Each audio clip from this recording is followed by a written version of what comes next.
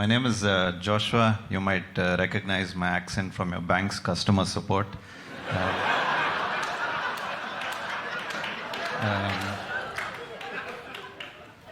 People who don't see color, I am brown. But, you know, being brown in the UK, people make assumptions of where you're from, so I should clarify. I'm from India, and none of those shitholes, like Birmingham or Leicester.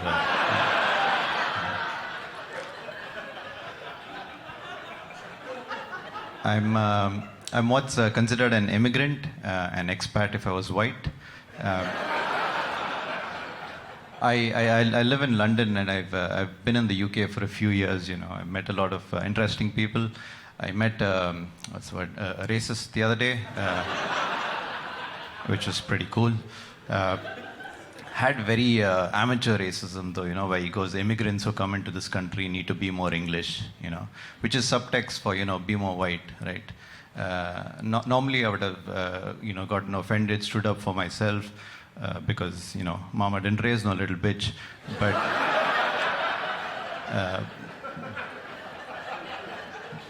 this year I've been practicing empathy.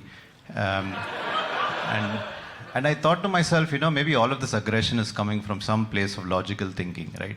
Because can you imagine if someone came into your country, forced their culture, refused to learn the language, started stealing your things, got into your political structure, introduced racism, caused a communal divide that would last for decades and decades, and when they left, they took those stolen things and put them on display in a museum for you to come and see. That would be insane, wouldn't it?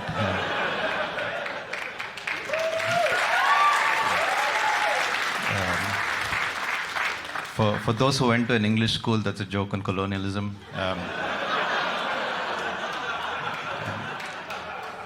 But India's got its own brand of racism, you know, where we're racist to each other despite being of the same race, if that makes sense.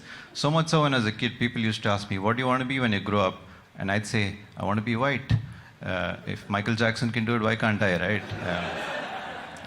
If Michael Jackson can do it, why can't I is no longer a philosophy I live by, you know. I just want to make that absolutely clear. But I am trying to be English, you know. I thought a good place to start is to watch some television.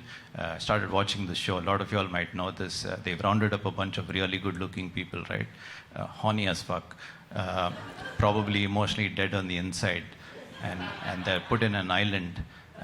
And they are made to, if I may quote today's greatest philosopher, find love in a hopeless place. The show is called Love Island, or as I like to call it, the UK.